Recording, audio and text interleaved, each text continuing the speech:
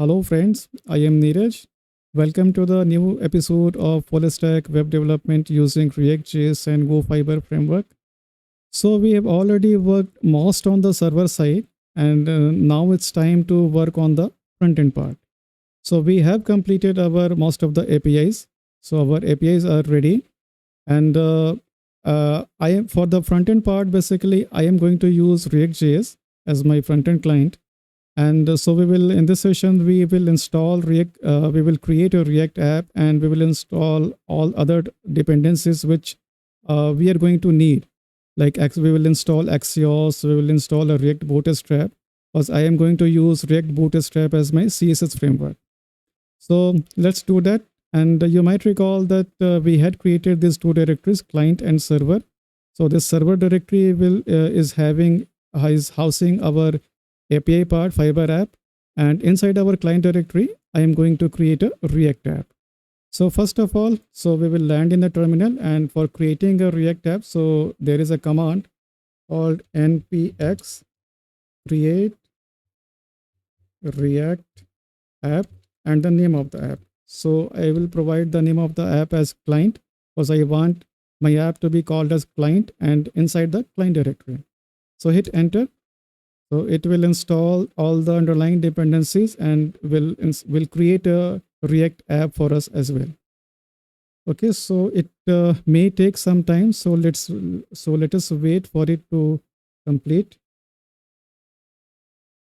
Okay, so looks like our app is about to complete, about to be installed. So it is created. You might see that there are lots of several directories have already been created, and yes, our React app has also been installed. So we will just cd into our client directory, and we will also need to install a few third-party packages. One is React Bootstrap, because for the CSS framework, so I am going to use React Bootstrap. So if you have a past experience working with HTML and CSS, so you might have heard the name of, you might have used Bootstrap, because I believe so. So, but React is so much popular that Bootstrap guys, they rewrote their Bootstrap framework for a React compatibility with React, like in a component architecture. So that is why, so that is very popular and very handy to use, and that works pretty well with React based applications. So believe me, so it would be really fun. So you are just going to we are just going to write little things very shortly. So just stay tuned. So it will be very easy. So this is their website from where we will install it. So you can just search in the Google and like React Bootstrap, and we will land on this website. So we will just need to copy this, and we will paste here in the terminal and hit enter. And also I am going to install Axios, because for making API calls, so I'll be using Axios. So that has become a industry standard actually. So just search in Google Axios, and just scroll down a little and just copy this one. So and paste it here and hit enter. So it will install Axios as well. And now it's time to run our app. So we will say npm start, and it will open a base application. So by the way, so with working with React, so either way, so you can use either yarn or npm, but I prefer to use npm. So this is our base application, and we are going to change this. So we will be working inside the src directory, and in src directory, so there is a file app.js. So basically, so this is the base application what we are seeing here, and we will modify this, and we will get rid of this also, like because we will have our own CSS, and we will import something from React Bootstrap first.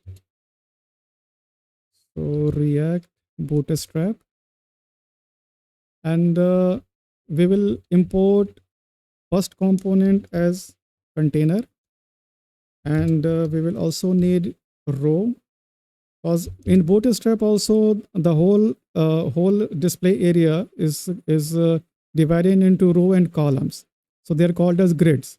So React Bootstrap is also doing the same thing, but with little differences, like it is a purely component based architecture, just like ReactJs. So here we will say container. So first of all, we will wrap our application inside container. I mean the whole display area. And inside container, we will start with a row container, row. So just like a div column. So just like this is the same thing. And inside our row, so we will have a first column. And this column, I am going to give a width of, like, let's say, if you might recall that in regular Bootstrap, so for a div we can give a CSS classes like col 12, col 6, col 8, col 4, something similar. So axis, and here also we can specify like whatever columns we want to give it. So I'll go with 12, and this column I am going to have a h1 tag, and we will say React application with Go Fiber backend. Fine, so let's save it, and let's come back here into the browser. So our application is running. So let us make it center aligned. And in order to make it center aligned, so we will need to import the CSS also. So just we will scroll down a little, and there are two ways through which we can implement the CSS. One way is via the import statement, and second one is via the CDN way. So I prefer to, either way is fine. So there is no problem with either way. So, but I prefer to go with this way. So I'm going with this way. So I'll just copy this text from here, and we will need to paste this text, this link tag, inside the index.html. So here I will paste it here, and I'll save it. And now, so I can use all the regular CSS Bootstrap CSS classes, just like I am using it in a HTML page. So I'll go with class name, and let's make it a center aligned. So text center, save it. And if we come to our application, so yes, this is center aligned. And I think, like, let us also give some spacing. So this looks to be very, I mean, just close to top.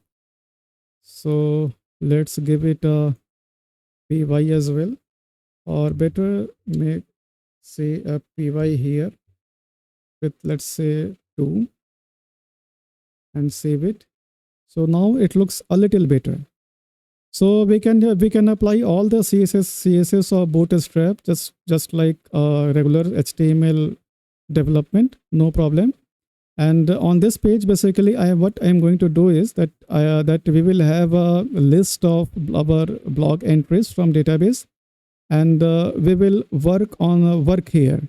So we will have the option to create a blog, update a blog, delete a blog, and read a blog. So we will have a CRUD operation, and we will also revisit. We will need to revisit on the server side, because when we try to access our API, when we make an API call, so we will have error occur, and that is a course error.